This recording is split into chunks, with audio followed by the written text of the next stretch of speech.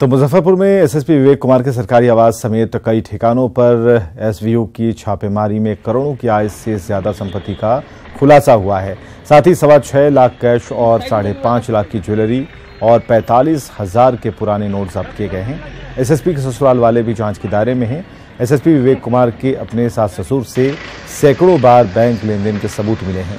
RTI के तहत SSP, उनकी पत्नी और उनके ससुराल वालों की कुल आय 1,56,00,000 मिली है, लेकिन जांच में 2,06,00,000 के बैंक अकाउंट और एफडी मिले हैं। वहीं एसवीयू ने बिहार सरकार को अपनी प्रारंभिक जांच रिपोर्ट सौंप दी है।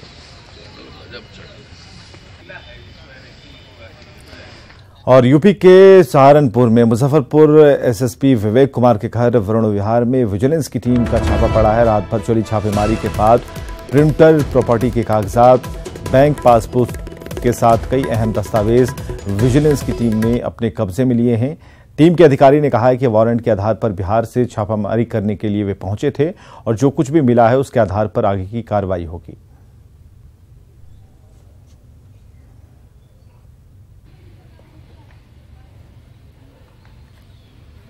विजिलेंस की बिहार से हम लोगों ने जो वारंट सर्च का मिला हुआ था उसको तामीला कर दिया। सर कुछ मिला है क्या? वो तो अब हम लोग जो भी मिला उसकी जल्दी सूची में।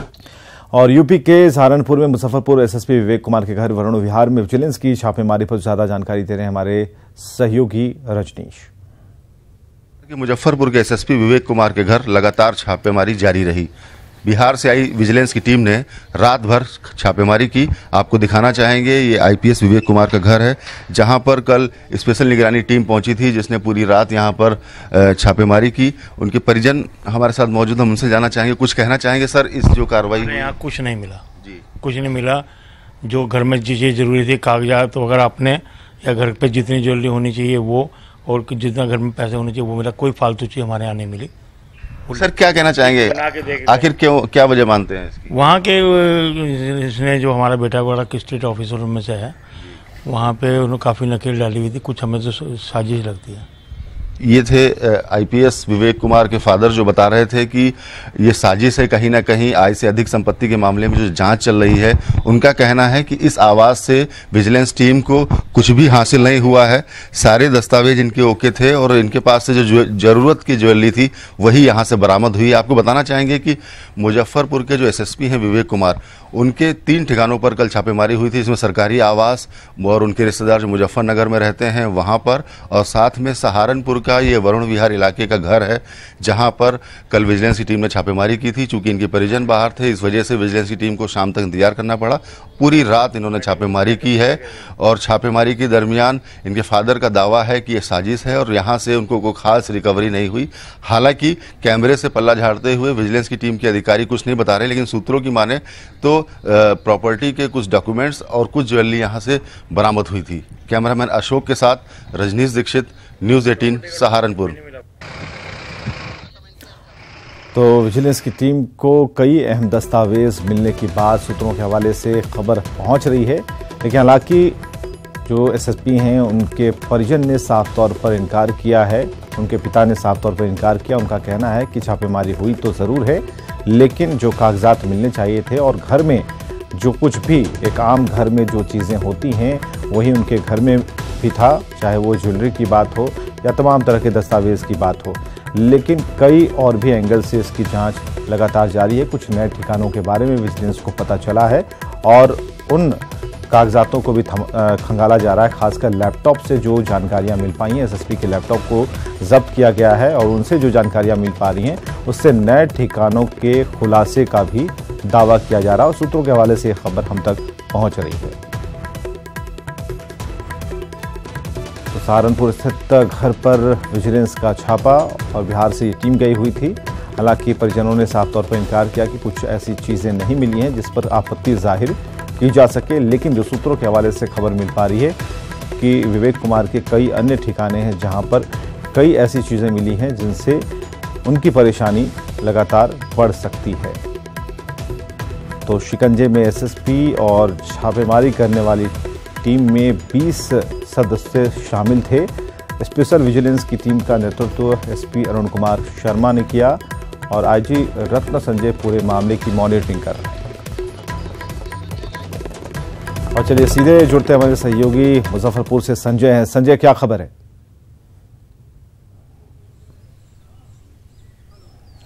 देखिए विवेक, इस मामले में कुल मिलाकर जो अब तक बात सामने आई है, वैसे में जो मुजफ्फरपुर के एसएसपी हैं, डीए केस में कहीं ना कहीं वो फंसते नजर आ रहे हैं। रत्न संजय जो एसबीयू के आईजी हैं, उन्होंने जो जानकारी दी है न्यूज़ 18 को, उसके अनुसार आय से अधिक संपत्ति मामले में कई एविडेंस मिले हैं।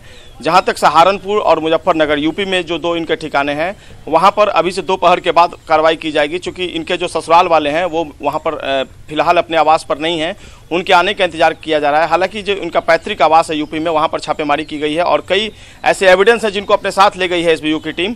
और जो अब तक बात सामने आई है उसके अनुसार आय से अधिक संपत्ति मामले में मुजफ्फरपुर के एसएसपी जो विवेक कुमार हैं, उन पर शिकंजा कसता जा रहा है। इसके अलावा कई और एविडेंसेस हैं जिसके आधार पर पुलिस कार्रवाई कर रही है। एक बात और सामने आ रही है कि जो शराब माफिया हैं उनके साथ इनकी कुछ बात सामने आ रही है, बातचीत के कुछ कॉल रिकॉर्डिंग है जो सूत्रों के हवाले से जानकारी मिल रही है। इसके बारे में कोई आधिकारिक पुष्टि अब तक नहीं हो पाई है, लेकिन इस सुबह से इस पूरे मामले को मुजफ्फरपुर में हमारे संवाददाता, हमारे सहयोगी प्रवीण ठाकुर देख रहे हैं। प्रवीण जी, अब तक क्या आपके पास इनपुट है, किस तरह कार्रवाई की गई है? जी देखिए, जो कुल मिला के कल से कार्रवाई हो रही है, तकरीबन 24 घंटे पूरे हो गए हैं। उसके मुताबिक अब तक जो पूरी टीम है, इन्होंने 4 करोड़ से अधिक की जो बेनामी संपत्ति, आप कह सकते हैं कि आय से अधिक की संपत्ति, उसको एस्टेब्लिश कर दिया है टीम में। तो साफ तौर पर विवेक कुमार जो एसएसपी हैं वो घेरे में हैं और जो इनपुट्स है टीम को, उसके मुताबिक पूरे पुख्ता तौर पर कार्रवाई हुई है। इसके अलावा जो एक महत्वपूर्ण जानकारी, जिसे मैंने पिछले बुलेटिन में भी कहा था कि जो एक विवेक कुमार का जो पर्सनल जो लैपटॉप है, उसमें जो जानकारियां मिली है उसके मुताबिक कानपुर और नोएडा में कई इस प्रकार के प्रॉपर्टी हैं जो आय से अधिक संपत्ति को और आगे ले जाएगा। जो कानूनी कार्रवाई है उसके शिकंजे में पूरी तरह फंसते नजर आ रहे हैं। इसके अलावा एक और जो इनपुट्स मिला है, जो यहाँ काजी मोहम्मदपुर थाना है जो टाउन एरिया में पड़ता है, उसके एक निलंबित एएसआई ने यहाँ अभी मीडिया कर्मियों से अपनी बात रखी है। उन्होंने कहा है कि यहाँ तकरीबन 10 कर्मी इस प्रकार के पूरे पुलिस विभाग में हैं जो पुलिस कर्मियों को ही घूस के लिए देने के लिए मजबूर करते हैं। और उन्होंने साफ साफ आरोप लगाया है कि उनसे निलंबन मुक्त करने के लिए 50,000 की बड़ी रकम की मांग की। और उन्होंने अभी जाके गुहार लगाने की कोशिश की। हालांकि स्वाभाविक तौर पर चूंकि 24 घंटे से कार्रवाई चल रही है तो टीम ने उन्हें बेरंग वापस किया है, लेकिन उन्होंने कुछ नाम भी लिए हैं कि किस प्रकार कुछ पुलिस कर्मियों की मदद से ही ये पूरी वसूली प्रक्रिया हो रही थी। एसएसपी की तरफ निश्चित तौर पर एसएसपी का उन्होंने नाम सीधे तौर पर नहीं लिया, लेकिन पूरी तरह इस हाउस को दिखाया। और वो आज बता रहे थे कि आज उनको एक हिम्मत बंदी है मीडिया कर्मियों को देखकर, विशेष निगरानी की टीम को देखकर, कि वो एक बिना किसी पुख्ता आरोप के उन्हें निलंबन किया गया और फिर निलंबन मुक्त करने के लिए 50,000 की ऊंची रकम उनसे मांगी गई। देखिए, निश्चित तौर पर विवेक, ये एक बड़ा सवाल उठ खड़ा हुआ है। अगर सबऑर्डिनेट्स उंगलियां उठाते हैं तो कई सवाल पैदा होते हैं। और ये कोई पहला वाकया नहीं है। पिछले साल की अगर बात कर लें तो इसी मुजफ्फरपुर में एक सब इंस्पेक्टर रैंक के अफसर ने खुदकुशी कर ली थी और उनके परिजनों ने आरोप लगाया था कि कहीं ना कहीं ये मामला जो है वो भ्रष्टाचार से जुड़ा हुआ है खुद। और इस मामले में चूंकि पैसे के लेन देन की बात की गई थी और जो फुलफिल डिमांड नहीं पूरा किया गया था, उसके बाद उनका जो सस्पेंशन था वो कर दिया गया था। राज्य पुलिस मुख्यालय ने भी इस पूरे मामले में जांच का आदेश दिया था और इस मामले में भी विवेक कुमार जांच के दायरे में थे। तो निश्चित तौर पर आप जैसे जैसे उन पर शिकंजा, संजय आप हमारे साथ बने रहिए। लेकिन जो अभी खबर प्रवीण बता रहे थे उसे हम एक बार फिर बताना चाहेंगे कि एक खबर आ रही है कि निलंबित एएसआई निसार अहमद खान का एक आरोप है। उन्होंने कहा है कि दलालों के चंगुल में मुजफ्फरपुर का पुलिस विभाग है और बिना आरोप के उन्हें निलंबित किया गया था, ये निसार का कहना है।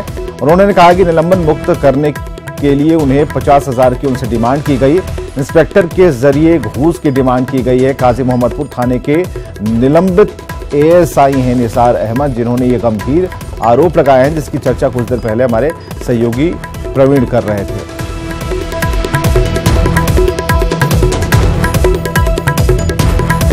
और संजय, एक सवाल और भी कि कुछ देर पहले प्रवीण ये जानकारी दे रहे थे कि जो निगरानी की टीम है वो अभी चाय नाश्ते के लिए या फिर बीच में उन्होंने एक ब्रेक लिया है और उनका जो जत्था बाहर की तरफ निकला। तो क्या कल शाम के 6:30 बजे से लेकर अभी तक क्या कुछ पूछताछ हो पा रही है या ये पूछताछ और कितनी देर चलेगी, इसके बारे में कुछ इन्फॉर्मेशन मिल रही है? देखिए, निश्चित तौर पर जो एसबीयू के जो आईजी हैं रत्न संजय, उनसे जो मेरी बात हुई है, उनका ये कहना है कि कई ऐसे एविडेंसेस मिले हैं जिसकी छानबीन अभी चल रही है। और निश्चित तौर पर छानबीन के बाद कई ऐसे सवालात हैं जो पूछे जाएंगे, विवेक कुमार से उसके आंसर लिए जाएंगे, उनका उत्तर देना उनके लिए लाजमी होगा। लिहाजा एसएसपी से कई चरण में, कई फेज में पूछताछ भी की गई है। और चूंकि सबसे बड़ी बात यही है कि उन्होंने अब तक जो अपनी आय दिखाई थी आईपीएस में आने के बाद, जब जो जॉब में आए थे, तो उनके और जो कपल हैं वो उनकी पत्नी 80 लाख रुपए उन्होंने इनकम दिखाया था। लेकिन जो सेविंग से अगर एक्सपेंडिचर की बात करें तो 46 लाख था। तो ऐसे में तकरीबन 33-34 लाख रुपए सेविंग होनी चाहिए थी, लेकिन वो करोड़ों से ऊपर का सेविंग, ये प्राइमा फेसी फाइंडिंग्स रही थी एसपीयू की कल। और ऐसे में जैसे जांच आगे बढ़ रही है, परत दर परत जब मामला आगे बढ़ रहा है, तो कई नए खुलासे हो रहे हैं। और मैं खुद प्रवीण से पूछना चाहूंगा, कल शाम से अब तक जो कहीं एसबीयू के जो अधिकारी हैं, कोई आधिकारिक बयान उन्होंने दिया या ऑफ द रिकॉर्ड आपकी कुछ बात हुई होगी, तो क्या बात निकल कर अब तक सामने आई? जी देखिए, जो न्यूज 18 से 2 स्तर पे बात हुई है। कुछ तो इंस्पेक्टर रैंक के जो उसमें पूरी टीम में कार्रवाई कर रहे हैं, उन्होंने कहा है कि पुख्ते तौर पर कई जानकारियां मिली है जो आय से अधिक संपत्ति को पुख्ता करता है। और इसके अलावा जो टीम में आईपीएस स्तर के जो अरुण कुमार शर्मा हैं, उनसे मेरी तकरीबन 3 बार बात हुई है, देर रात तक बात हुई है।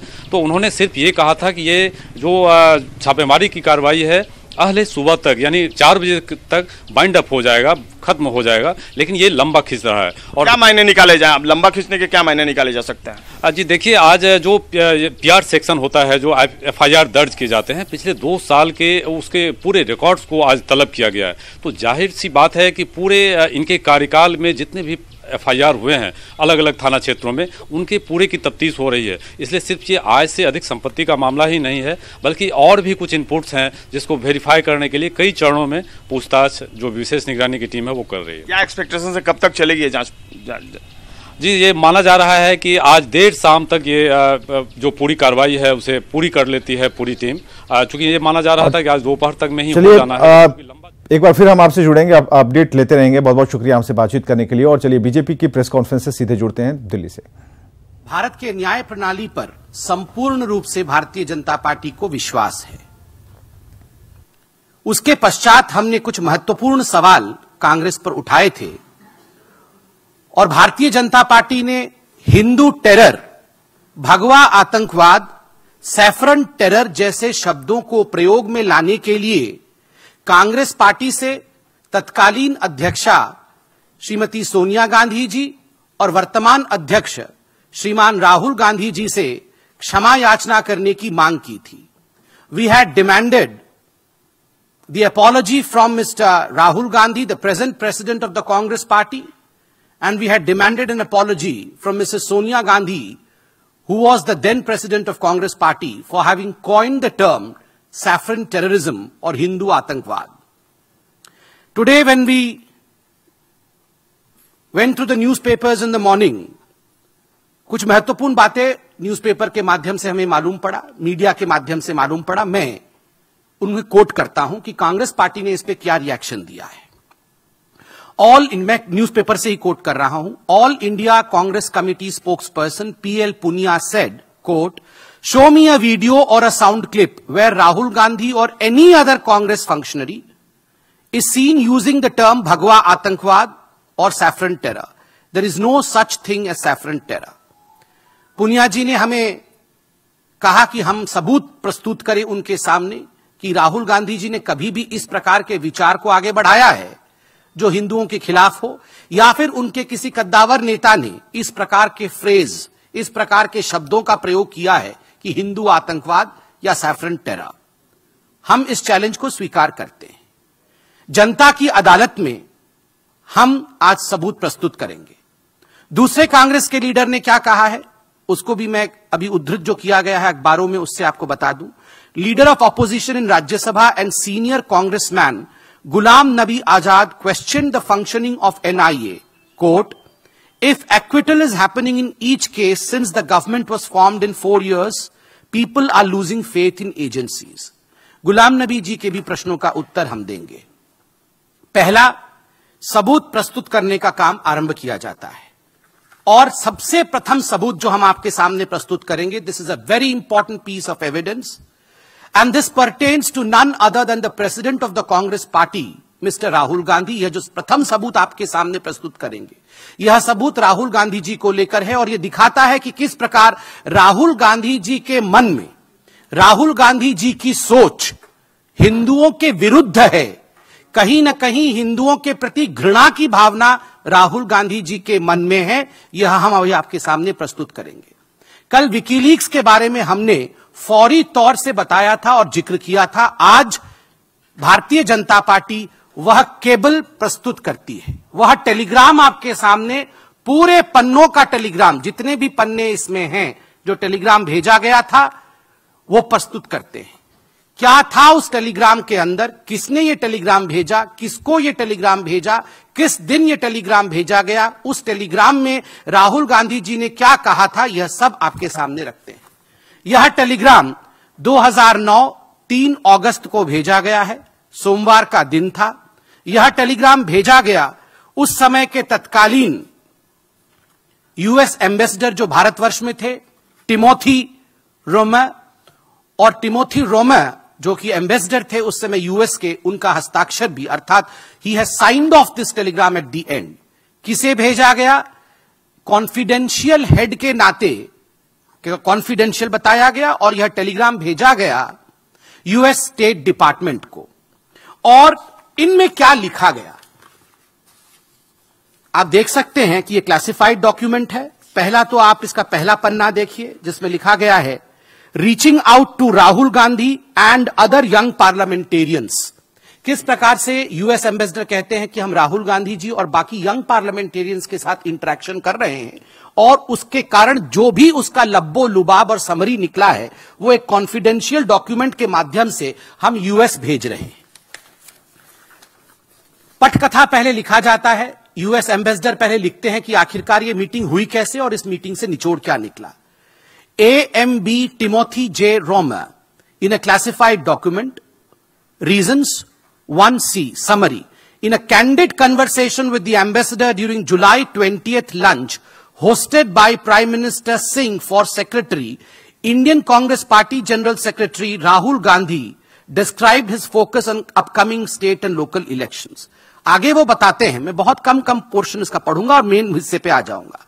During the Secretary's July 20th meeting in New Delhi, Prime Minister Manmohan Singh hosted a lunch in honor of the Secretary of United States. Among the invitees was Indian Congress Party General Secretary Rahul Gandhi, as well as other prominent figures from politics, business and civil society. Mr. Rahul Gandhi was seated immediately next to the ambassador. जहां ambassador बैठे थे ठीक उनके बगल में राहुल गांधी बैठे। अब हम आते हैं पैराग्राफ 5C की तरफ। पैराग्राफ 5C में, इसी टेलीग्राम में एम्बेसडर क्या कहते हैं यह आपको सुनना चाहिए। Responding to the ambassador's query about Lashkar-e-Taiba's activity in the region and immediate threat to India, ambassador ने राहुल गांधी जी से पूछा कि लश्कर-ए-तैयबा अर्थात LET जो आतंकी संगठन है उसके बारे में आपकी क्या राय है, आप उसके बारे में क्या बोलना चाहते हैं। Gandhi said there was evidence of some support for the group among certain elements in India's indigenous Muslim community. चलिए फिलहाल के लिए इस बुलेटिन में बस इतना ही। नमस्कार।